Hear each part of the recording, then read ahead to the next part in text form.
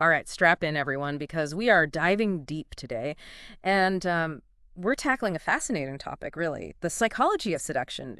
Listeners sent in, well, they sent in a bunch of audio excerpts from a book. It's called The Art of Seduction by Robert Greene. And let me tell you, this stuff, it's pretty potent stuff. It's not like your typical dating advice, you know. It's more like a step-by-step playbook almost for navigating desire, I guess you could say, and vulnerability and well, I don't know, strategic maneuvering in relationships. I think what's so interesting here is that Greene he presents this systematic approach to seduction, like almost Machiavellian. It's not about like love at first sight or anything. It's much more about really understanding this intricate dance of attraction and influence. Yeah, this isn't like some rom-com meet cute that we're diving into here. Yeah. We're talking about a calculated approach to really capturing someone's attention and ultimately, I mean, I guess you could say their heart, right? So how does this playbook actually work? Like what are the key plays here? So Greene he lays out four phases of seduction. He goes of mental seduction, emotional seduction, physical seduction, and this is where it gets kind of dramatic, moving in for the kill. And it's this very calculated nature of this whole approach that really stands out, I think. It's not about serendipity or fate. It's really about creating a specific effect that you want. Okay, that's a little intense, but it's also pretty intriguing. I mean, it sounds like Greene is basically suggesting that anyone can become this master Uh-huh. seducer, right? If they just understand these right techniques. But wouldn't that kind of contradict the whole idea of like genuine connection, you know? Can you really strategize your way into someone's heart? That's a really good question. I think it's something to really think about. But I think for now, let's dive into those phases a little bit deeper. So the first phase, this mental seduction, it's really about capturing someone's attention. You want to stir their curiosity. You want to make them crave more of your presence. And Greene actually uses this example of Errol Flynn, the Hollywood actor, the heartthrob.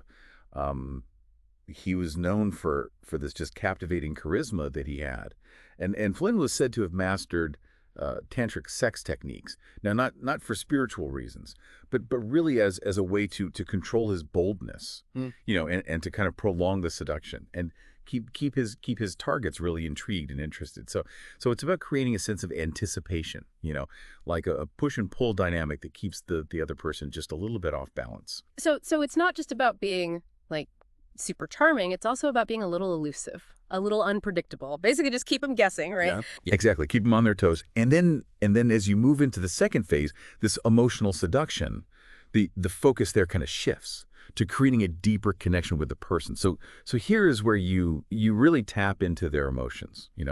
You try to understand their vulnerabilities, their desires, and even things like their childhood Wait, experience. wait, wait, hold on. Childhood experiences, how does that play into like the art of seduction? Well, Greene, he introduces this really fascinating concept called regression, which it suggests that you can trigger kind of a return to childhood emotions and desires in the person you're trying to seduce.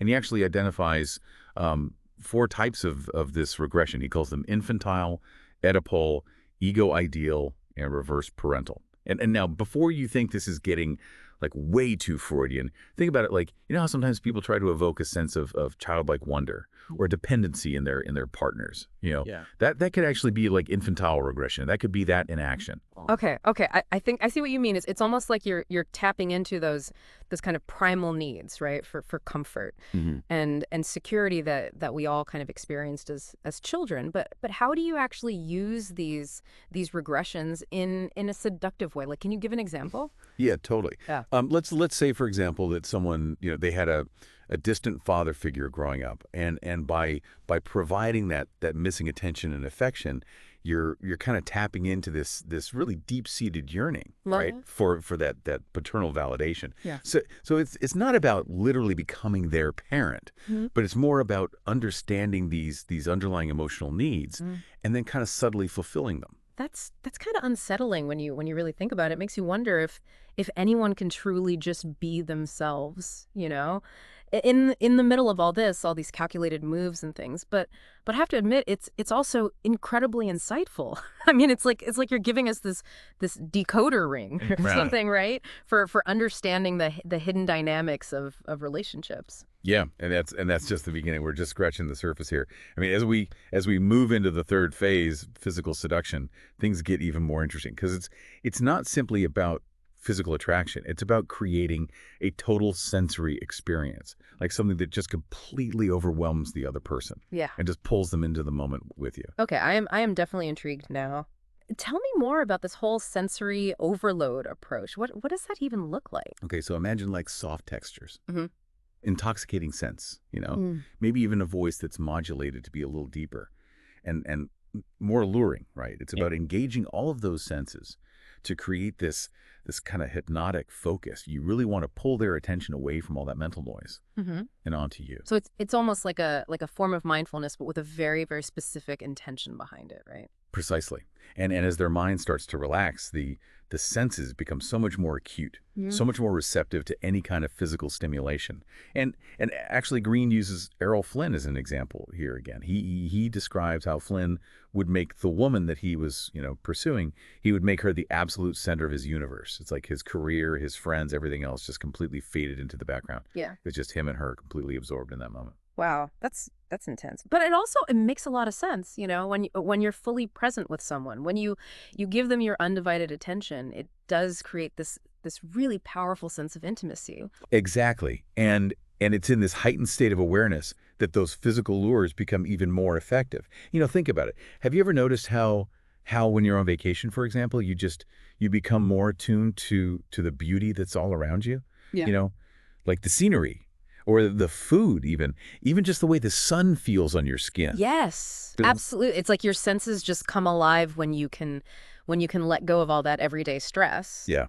And that's exactly the kind of heightened sensory state that Greene is talking about. And it's in this state that, those subtle touches, those lingering glances, they just become so much more charged with meaning. This is really making me rethink everything I thought I knew about attraction, I gotta say. It's not just about, looks or personality. It's about creating this whole experience, almost like a seductive spell or something. And that brings us to the fourth and final phase, moving in for the kill. Now, this is where timing and boldness become absolutely key. You have to recognize the signs of arousal in the other person and then seize the moment. Yeah. Really make your move. Hey, this is where I start to get a little nervous, I gotta say. Isn't there a big risk here of coming on too strong or misreading those signals? I mean, how do you know when it's the right time? Well, that's where all the groundwork that you've laid in those previous phases really comes into play. Oh. You've built rapport, you've created tension, you've established a sense of trust. So the bold move is really just the natural culmination of that whole carefully orchestrated dance, so to speak. So it's not just a random act of aggression. It's a calculated risk that you're taking at the precise moment when the other person is most receptive to it. But how do you know when that moment is? What are the signs that you should be looking for? So the source material mentions things like, blushing, maybe trembling of the voice, even tears. It can also be more subtle things, though, like dilated pupils or maybe a change in breathing patterns. It's really about being very attuned to the subtle shifts in their body language. It's about reading those unspoken signals that they're ready for something more. This is getting really fascinating, but I think we've covered a lot of ground already. Let's maybe take a quick break and then we'll come back and explore the next level of this whole seduction playbook. We'll get into the art of the bold move. Yeah. Okay, so so we've done all this groundwork, right? We've kind of mastered the art of subtle suggestion and all that, and now it's time for the grand finale, the bold move, which I gotta say sounds a little intimidating. So I'm curious, what does a successful bold move even look like, and how do you pull it off without making things super awkward? I think you've hit on a really key point there. It really is all about timing. and confidence. Think of it like this: you're seizing this fleeting moment, Right. when the person you're with, they desire you, but they're hesitant to act. So the bold move, it kind of eliminates all that doubt and the awkwardness, and it kind of sweeps them along in this wave of decisive action. It's almost like you're stepping out of the real world, right? Where all those rules of politeness and social norms, they kind of suppress our true desires. So you're saying it's about like creating this different reality, almost like a space where boldness is not only accepted, but it's expected. Exactly. You're transforming those rules of engagement. And in this heightened emotional state, that bold move, it becomes not only acceptable, but almost irresistible, you could say. But isn't there still this risk of like misreading the signals? What if you come on too strong Yeah. and end up just completely pushing the other person away? How do you find that sweet spot, between confidence and I don't know, like overconfidence? Yeah, that's a good point. And that's where all the work that you've done in the previous phases, that's really crucial here, Right. because you've already established a connection. Yeah. You've nurtured this sense of trust and vulnerability. So the bold move is really just the natural progression of that whole carefully orchestrated dance. So to speak. So it's not just about being assertive, right? It's about really reading those subtle cues. Yeah. It's about understanding that unspoken language of desire, and then acting decisively at the right moment. Precisely. And Greene actually even goes so far as to suggest that the pleasure for the person who's surrendering to that bold move, it can actually be greater than for the person who initiated it. Because it's about relinquishing control. It's about allowing yourself to just be swept away by the momentum of that moment. Wow, that's really fascinating. So you're saying a bold move can actually be empowering for both people involved. Exactly. I mean, it's all about understanding the psychology of desire. And the source material actually brings back Errol Flynn is an example here. Remember, we talked about his mastery of tantric techniques. Well, he used those techniques to really control his boldness, to kind of create anticipation and delay gratification, Yeah. which ultimately made the surrender that much more pleasurable for his partners. It's like he almost weaponized his boldness, Yeah. turning it into this tool for both control and heightened pleasure. Okay, but what about women? I mean, do they employ bold moves too, or is this mostly a male strategy? No, not at all. Women are definitely bold too. In fact, the source material actually describes two distinct types of feminine boldness. Um, so the first is this more classic kind of coquettish approach, where the woman, she subtly encourages the man to make the first move. Think of, like, the historical example of courtesans, right? They were masters of manipulation. They would expertly orchestrate these whole seductions while appearing to let the men take the lead. Yeah, that's a subtle form of power, Right. playing on male expectations, but still kind of directing the dance from behind the scenes. Exactly, but there's also this more direct form of feminine boldness, where the woman just takes charge. She initiates the kiss. She makes the first move, and this can actually be incredibly exciting for some men, according to Greene. It's about subverting expectations, right? Yeah. Challenging those traditional gender roles. I love that. It shows that boldness really isn't. It's not limited by gender. It's a quality that anyone can cultivate. But let's be honest. This whole art of seduction thing, it does sound a bit like a game, right? Like a series of calculated moves that are all designed to achieve this very specific outcome. So what happens after the seduction? I mean, is it all fireworks and happily ever after, or are there potential pitfalls to watch out for? That's where things get really interesting and perhaps a bit more complicated. Yeah. Greene actually cautions about the after effects of seduction. He talks about the potential for disenchantment and the complexities of navigating that post-seduction phase of the relationship. So the chase is over, the thrill of the conquest kind of fades, and then what? Reality just sets in. Yeah, in a way. I mean, remember, seduction often involves this very heightened emotional state. Yeah. It's a carefully crafted illusion almost. So when that illusion drops, there is this risk of disappointment on both sides. Yeah, it's kind of like the difference between falling in love with a character in a movie and then actually meeting the actor in real life, like No, the reality might not live up to the fantasy that you've created in your mind. that's a great analogy. And Greene, he warns about the dangers of clinging and insecurity, in that aftermath of a seduction. Yeah. He suggests that if the relationship has really run its course, it's best to just make a clean break rather than dragging things out. So no drawn out goodbyes, no lingering what ifs. Just rip off the Band-Aid and move on. That sounds painful, but I guess sometimes that's the most merciful approach. It can be difficult. Yeah. But Greene argues that it's often less damaging in the long run. You know, the alternative, he says, is this slow, this agonizing burnout where resentment and frustration they build up over time. So how do you avoid that burnout if you actually do want the relationship to last? I mean, is it even possible to maintain that initial spark, that sense of passion and intrigue after the initial seduction has kind of faded away? Well, according to Greene, the key is to never stop seducing.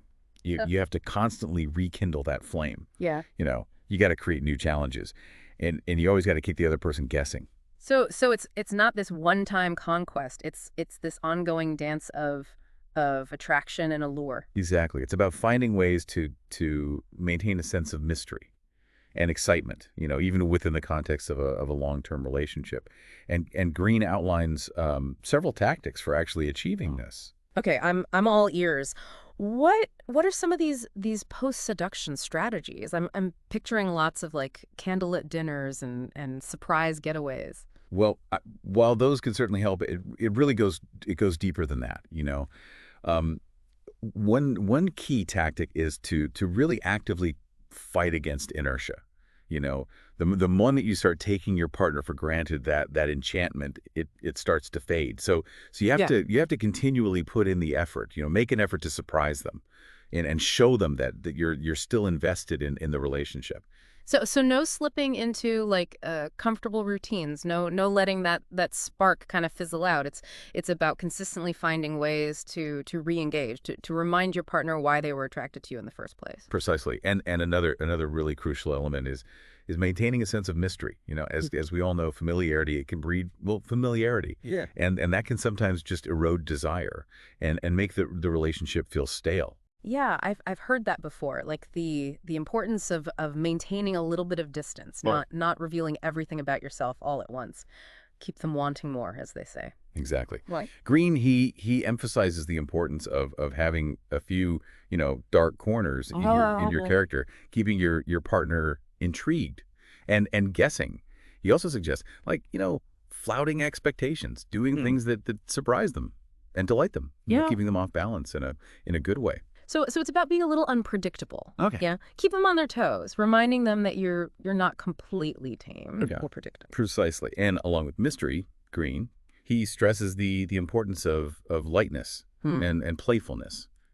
Seduction is at its core a game. Yeah. And it should be fun. It should be fun for both parties. If you start taking things too seriously, getting bogged down in arguments, complaints, that magic quickly dissipates. So no nagging, no trying to change the other person, no letting the relationship become this power struggle. It's about keeping it light, playful, enjoyable. It sounds like Greene is almost advocating for a more mindful approach to relationships, even after that initial honeymoon phase is over. But let's be honest here. Not all relationships are meant to last forever. Right.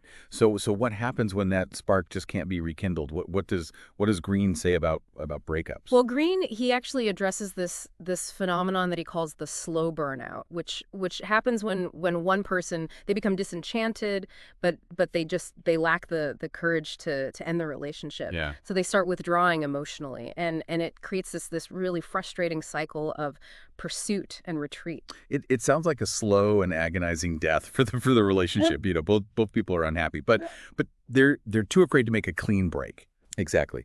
And this is where Greene's advice might seem a little bit harsh, but it's actually pretty pragmatic. He suggested if you're genuinely unhappy, it's it's better to just end it swiftly and cleanly, Hmm.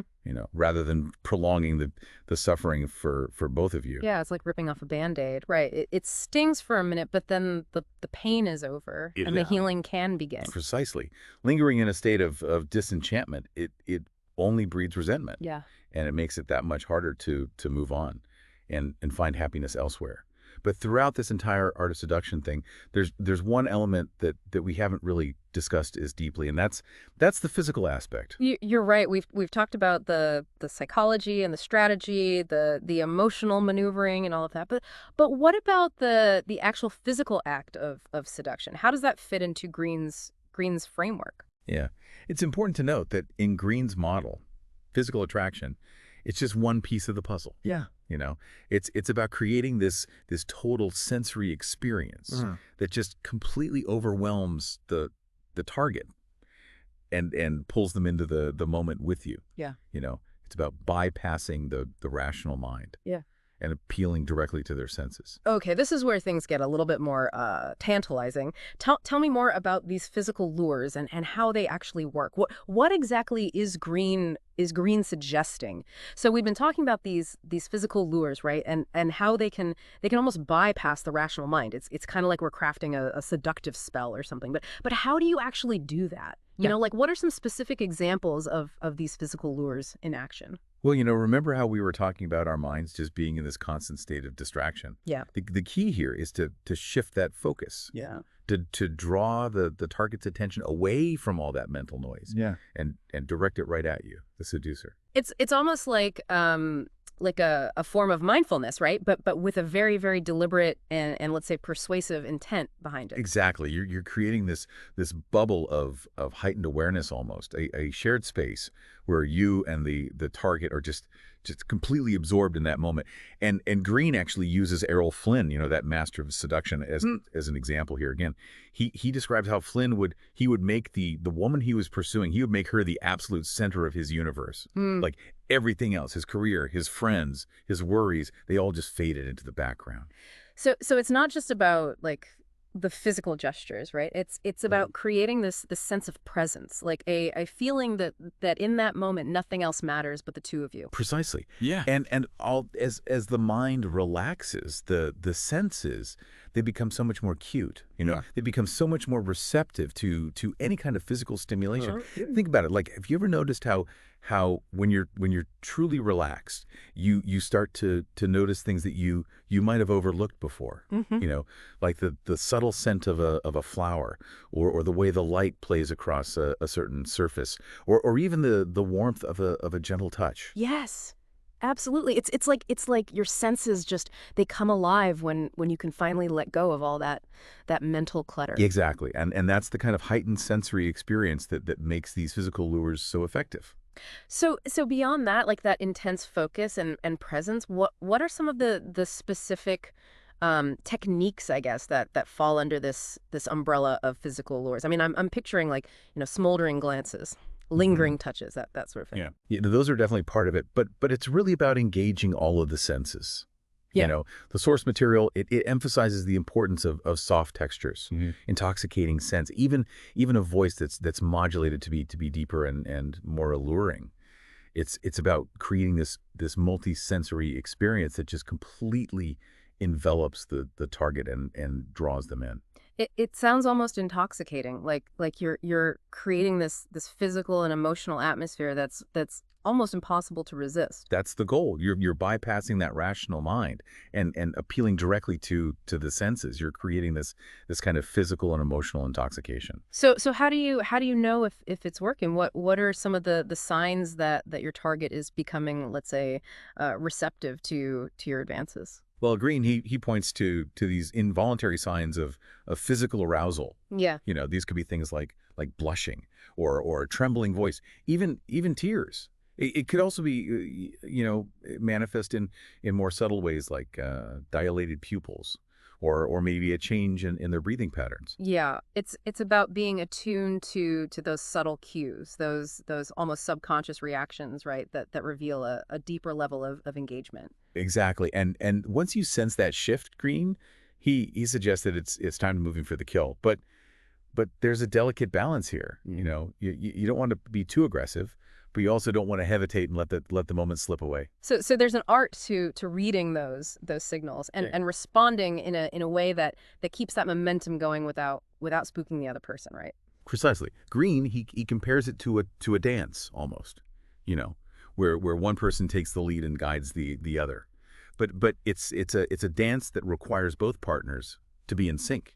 Yeah. And to be responsive to each other's movements. It's a beautiful analogy. It really captures that interplay of power and surrender. I think that's at the heart of seduction. But it's not just about technique, is it? It's also about creating this mood, this atmosphere of shared intimacy and desire. Absolutely. The source material, it really stresses the importance of flattery, of making the target feel special, beautiful, desired. It's not just about taking, it's about giving something back, feeding their ego and amplifying their attraction to you. So it's a reciprocal exchange, a kind of energetic dance, I guess, where both partners they feel empowered and desired.